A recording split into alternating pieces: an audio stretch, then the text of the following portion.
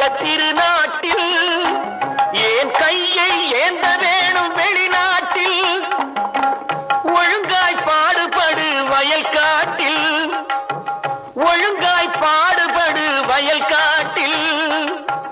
உயரும் மதிப்பு அயல் நாட்டில் விவசாயி விவசாயி